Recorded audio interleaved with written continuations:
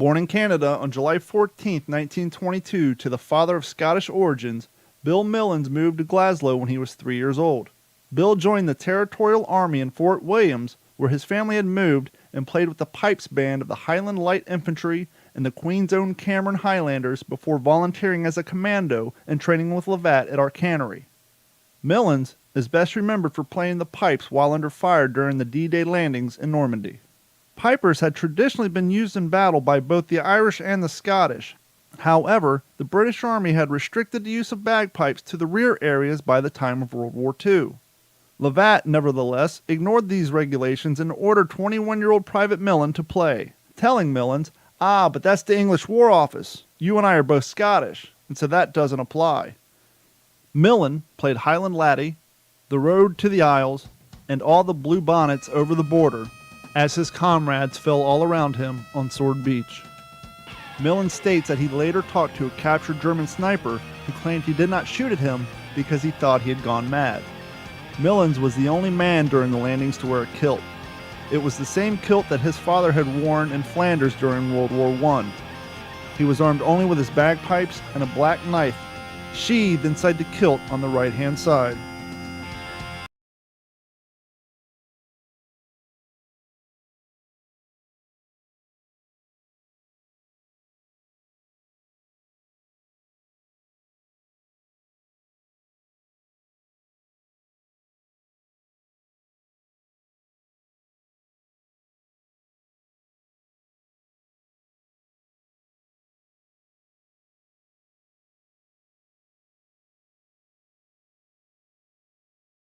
Presents the What's the Scuttlebutt Podcast with your hosts Dodd Abernathy, Jeff Copsetta, and Henry Sledge. What's going on, everybody? It's another episode of the What's the Scuttlebutt Podcast, your favorite World War II based podcast. I want to change things up a little bit at the intro because it's not every day that you hear a modern day punk song, if you will, about World War II and about one Billy Millins and his landing during D-Day with nothing but bagpipes and a knife. But joining us, as always, from Texas, Alabama, and our guest from Tennessee, Henry Sledge, Jeff Copsetta, and you may know him from War Stories Podcast, Preston Stewart. Preston, how you doing tonight, sir? Doing well. Thanks so much for the invite, man. Thanks for coming on, Jeff. Henry, how you guys doing? I'm doing good, man. I thought we had some Dropkick Murphys going on there for a minute.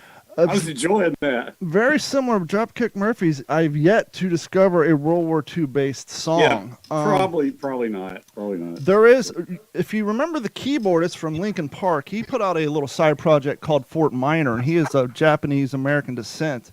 And I think one of the songs we'll cover in the future, he did a song about the Japanese internment camps that came out like in mid-2000s.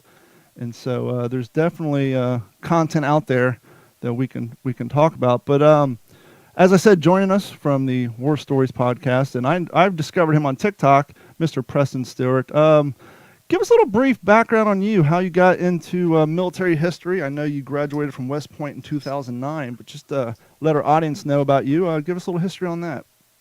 Yeah, grew up in Champaign, Illinois, was with my grandfather, who was in the Korean War on my mom's side, or in the Army during the period of the Korean War, so 1950s.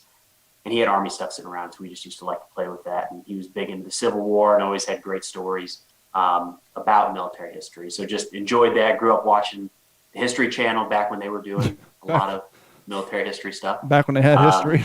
Yeah, it seems like it was a long time ago. But that was the stuff I liked to watch. And then once I got out of college and could kind of choose the things I wanted to read, started reading more military history and just really enjoy it. It's the thing that I choose to learn about now that I don't, once you're done with school, you don't have to learn about anything.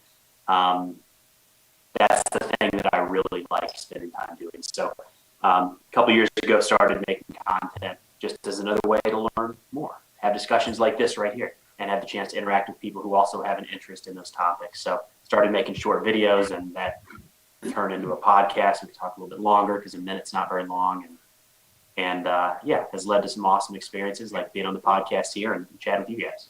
It's amazing how that works. I'm trying to get my daughter to read, and I was the same way in school. It's like, I'm not interested in any of this nonsense. But once you start reading about things you enjoy, whether it's World War II or graphic novels or how to make Afghans, whatever it is, it just definitely makes everything so much more palatable. Yeah, for sure. Just whatever the thing is that appeals to you. And I think that's kind of a challenge, though, because you don't have that choice until 18, 22, maybe later. But yeah, finding that thing's important. You know, it's funny. I'm a pretty decent drawer, even having done it in a long time. And I remember when I got to high school and I joined art class, I was all excited until I realized art class I had to draw what I was told to draw and how I was told to draw it and things like that, which it's like, how do you put regulation on someone's free-form passion? I'm getting some feedback somewhere. I do apologize. Unfortunate thing about, I'm an artist myself, and it's funny you say that because art class was the same thing for me. I actually had an opportunity to design a billboard for the Army recruiting station at the town south of here, but it was, this is what we want, this is how we want it, and this is the timeline. And no, you got to feel like it. And it's the same thing even with books. I mean, there's a subject that hits me, and there could be another great book that I would love to read, but it's got to wait till I'm in the mood for that, or that particular campaign. I think Henry's kind of the same way. So yes, yeah, it's funny when you find a passion, run with it. And I think all four of us, we all do podcasts. We all do about military history. I know, Preston, you cover all ranges, whereas we stick with World War II stuff, and you pretty much cover everything. But we kind of got into this a few episodes back where we were talking about how things are changing when it comes to publishing books. A lot of it is going to audio format and maybe digital format. And I've said before, in order to preserve history, I think it's super important that we keep it in, at least our books in a hard copy format. But I think right now with the way people's attention spans are going and how they consume their information, I think what we do as far as audible format podcasting is all more important to help get that message out there and to help educate people in the way in which they want to consume it. Yeah, I don't use TikTok to learn a lot of things when it comes to military history. Yeah. There's little things I like for a minute here or there, but to me, 35 to 60 seconds is not usually what I'm looking for in those topics. For maybe a quick recipe or something like that, sure. But if that's how people are consuming information, then who am I to judge, right? And I think similar with podcasts. Sure. There was a time where people said, don't put it on the big screen. It's got to be radio. It's got to be in a book. And no, we need those documentaries. We need those movies. They're great. So I think you're spot on. If it's changing, it's changing. Just kind of be where the attention is. Absolutely. I want to change things up a little bit. We had a living historian on here a while back who does a lot of Patton impressions. And we all know how people talk about Patton, how he's kind of he's a little rough around the edges. He kind of a little bit of a maverick. He was a little standoffish, and we all know about that. But I was reading this book, and I was kind of surprised to hear a little bit about Chesty Puller that way. Henry, Jeff, have you guys really heard that much about Chesty Puller being that kind of, he had a little bit of that Patton-esque attitude to him? Well, you got to know where I come from, man. I mean, my father was not a huge fan of Chesty Puller. I mean, he was not in his battalion or later regiment, but, I think, and that goes back to the Peleliu action. But well, and that's exactly what I'm reading, Bill Ross's Peleliu, and I don't want to get too dug down into it, but this is the first, of all the PTO-based stuff I've read, this is the first time I really heard this about Chesty Puller. And just here on page 212, let's see here. The feeling seamlessly is becoming more prevalent as seniors of the battle pass into and beyond their middle ages. In case in point, First Lieutenant Gordon I. Swanson from Minneapolis was a 23-year-old frontline artillery spotter on Peleliu. He was assigned to the 1st Marines and thus a frequent personnel contact with the colonel. Puller seemed to me, Swanson wrote in 1988, although I once called him an arrogant ass, that was most unexpected by the 1st Lieutenant to a colonel, but it was a language which he understood and label which he wore with some pride. He always seemed to be surrounded by more luck than good sense. His judgment was always questionable. When his book Marine came out off the press, he sent me one of the verse copies with a pleasant handwritten note and the flyleaf.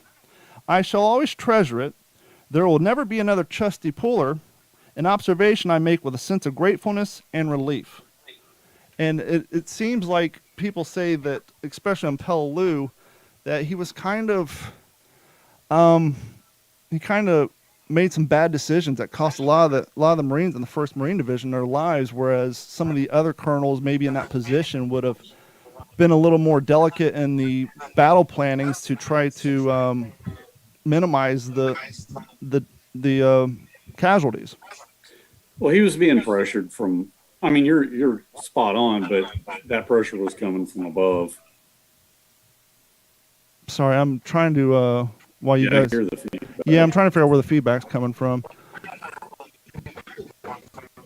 Yeah, that's so distracting. Tell you what, guys, let's take a quick break. I'm going to pause this. For those of you watching live, well, we'll just go with it. It's I'm not sure where the break is coming from. But Jeff, you have a lot of experience with the PTO. Have you really heard that much about Puller and kind of his ability to just think on a dime and possibly put his guys into needlessly dangerous situations? Yeah, I mean, we could all be armchair quarterbacks here. I think just the thing to remember about any big personality like that is does breed contempt. If Swanson's the lieutenant that's kind of always on the colonel's coattails, or as a personal aide, or things like that, or even just kind of reporting to him in a smaller environment, that lieutenant's not going to know every decision that Colonel Puller is having to make. He doesn't understand a lot of the circumstances, because guess what? It's not for him to know. He's going to be on a need-to-know basis. Puller's probably not going to want any feedback or pushback.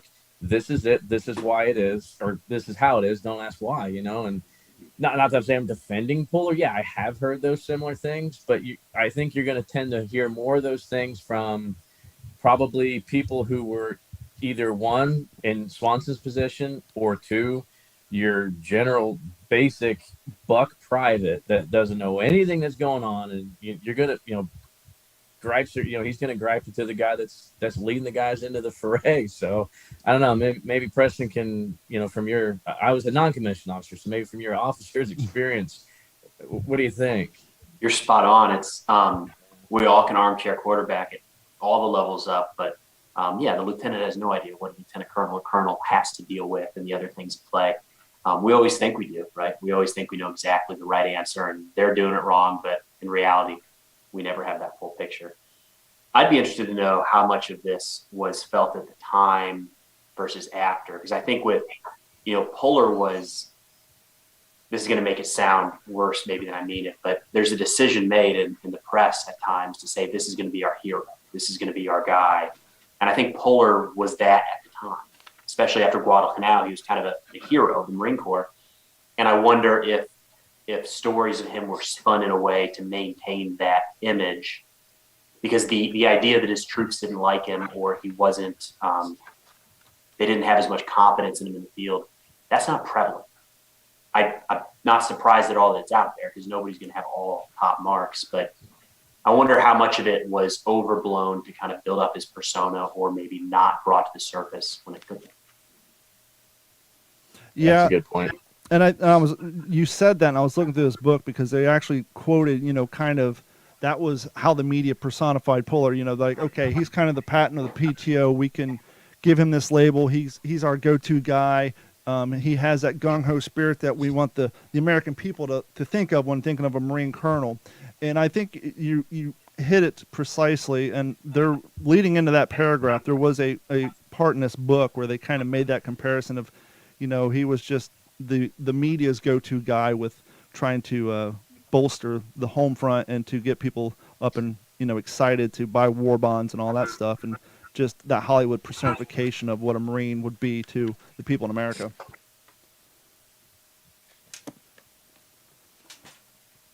But yeah, I was just I don't know, I was just a little surprised when I came across that paragraph, because like I said, I've read a lot of PTO books, and that was the first real thing I came across. In your experience, hosting how long has your War Stories podcast been around, Preston? Started, let's see, going on 2 years ago, I think. About 18 months now, something like that.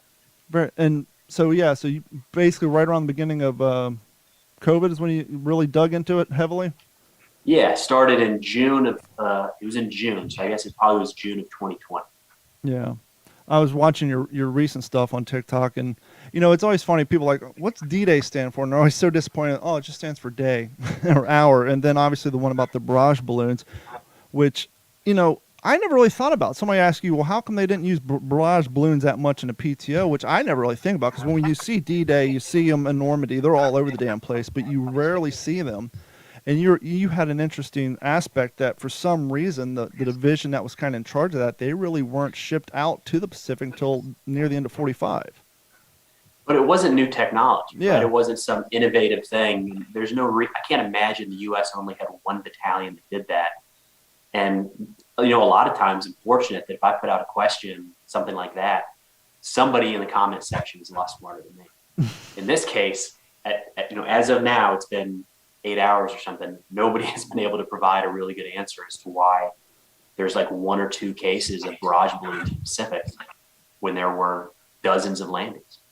I interviewed the archivist for the Goodyear Corporation, and I kind of just assumed that they probably helped provide that. No, they were making tank parts and all kinds of stuff, but I really thought that he would, oh yeah, we provided all the barrage balloons. No, not so much, but that's just one of those, and that's kind of the thing I find interesting about World War II and some of the stuff we try to bring on here. Before the show, I was talking to Jeff about how I had Jay Murray on, and we did a full episode on M1 helmets. I had some of the historians over at the Springfield Armory site talking about how George Washington actually chose this site for the Springfield Armory and how all their contributions throughout the history of the United States with the guns they developed. I've actually tried to reach out to Hershey Company, try to get somebody on here from Hershey to talk about their contribution to the war. And it's just those little things that we don't really think about, that you never really see covered, as we said before on History Channel back when they did history, that I find kind of piques people's interest, because a lot of this stuff's been covered ad nauseum, and I try to find just the little things like, the barrage balloons and this and that, aren't covered that much, but we're getting so far from that point in time that the people who could answer the question of why there was only one major battalion, they're getting harder and harder to find. Yeah, there's so much content out there on this stuff. The even a 6-hour special on D-Day probably didn't cover the barrage balloons. Yeah, there's so much other stuff to get into that there's all these little details that are missed that, it doesn't, maybe the barrage, I don't know if it's a great example or not. Is it the most important part of history? Probably not. But it's there, it's interesting, it's unique. And there's just so many of those when you're talking about a global war for 6+ years, right? Well, it's something as simple as a barrage balloon, because I remember, probably about 8 years ago, I was looking, I was like, what the hell were those for and what did they do?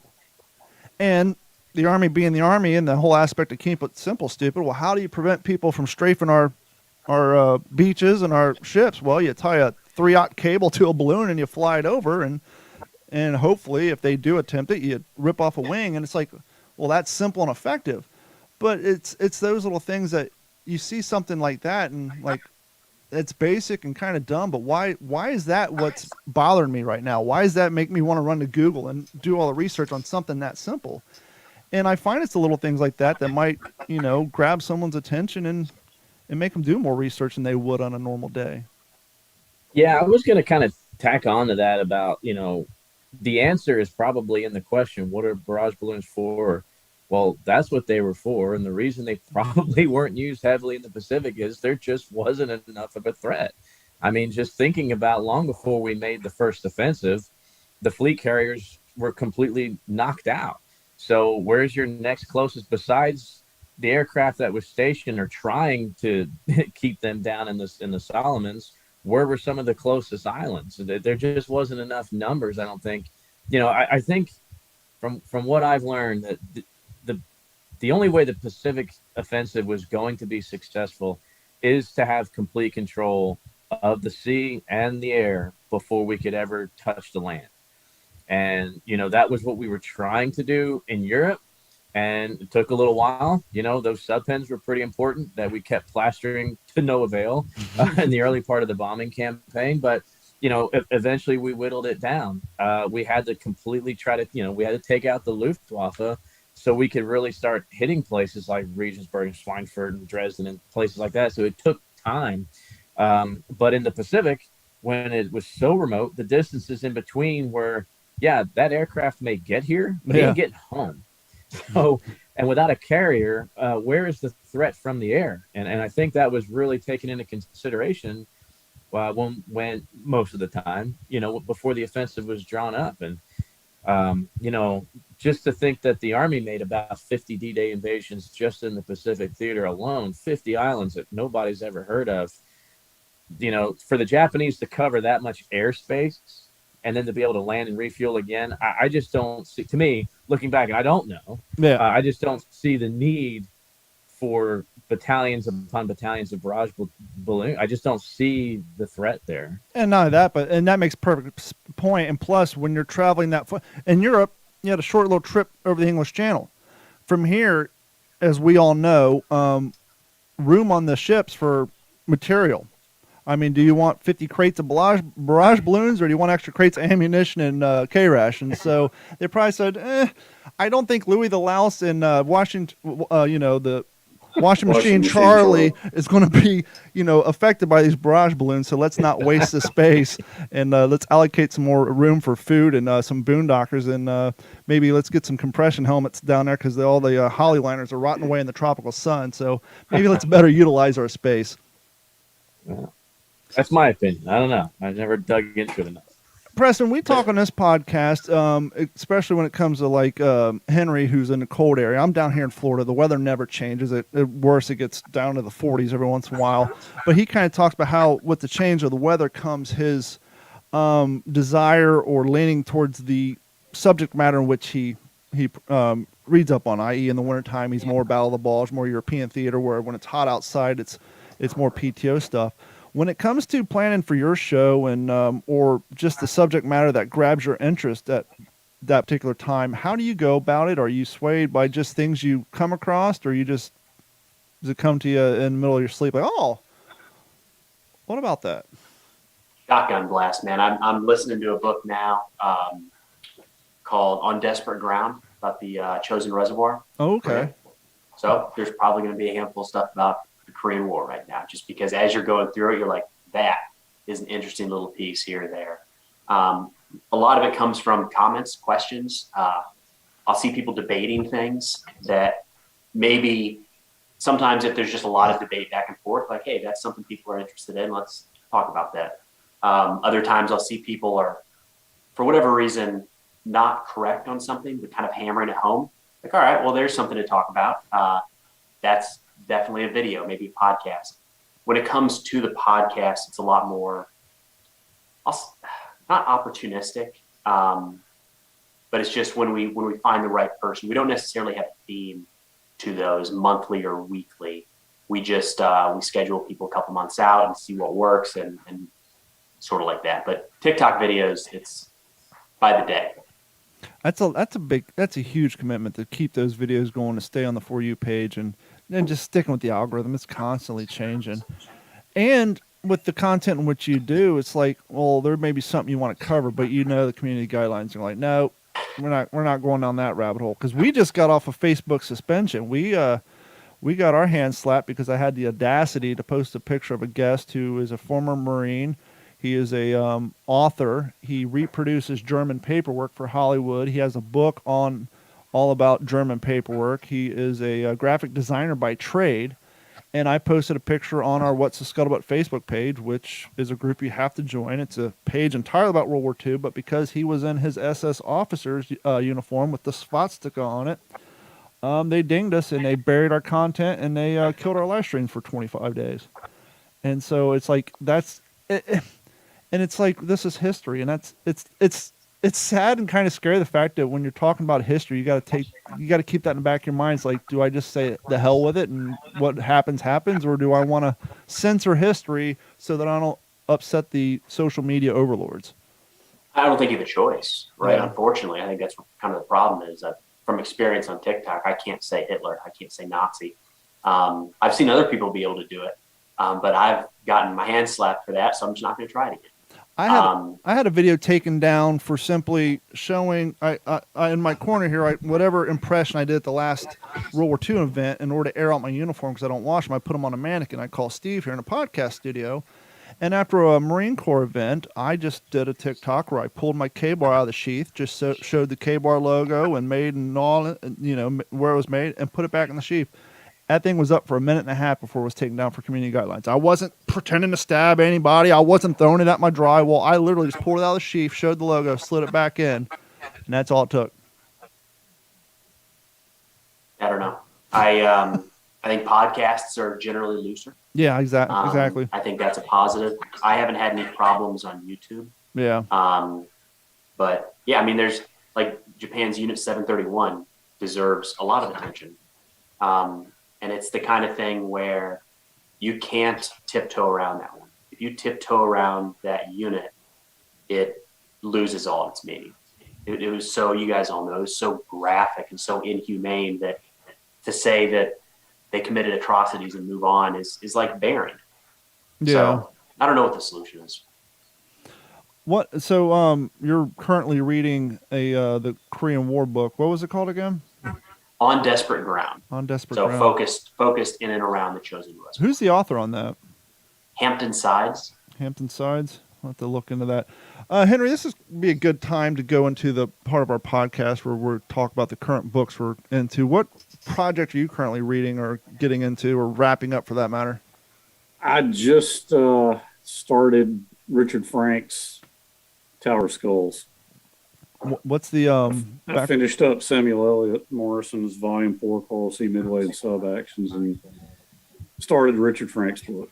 And it is a history of the Asian Pacific War from 1937 to 1942, and it's going to be a trilogy. So this is Volume 1. He's working on Volume 2. Okay, so this book just came out then? Yeah, well, year or two ago. It's fairly new. Gotcha, Jeff.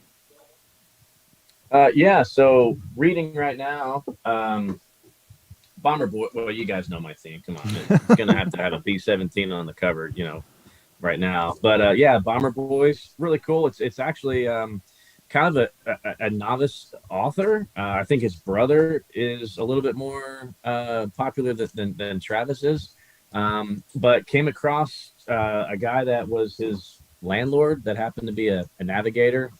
And I think the 305th Bomb Group, and got wrapped up in a little reunion. And right there at this little town in Connecticut, there was a half a dozen or so guys that had served in the Mighty Eighth, and didn't necessarily know each other then, but kind of got together for kind of a Mighty Eighth breakfast, once a month or something. And he got to pull 4 really good stories from some of these guys, their experiences.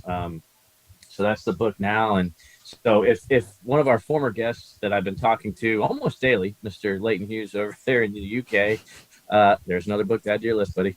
And then as far as projects, man, it really goes with the theme that we're talking about tonight with these little niches in history.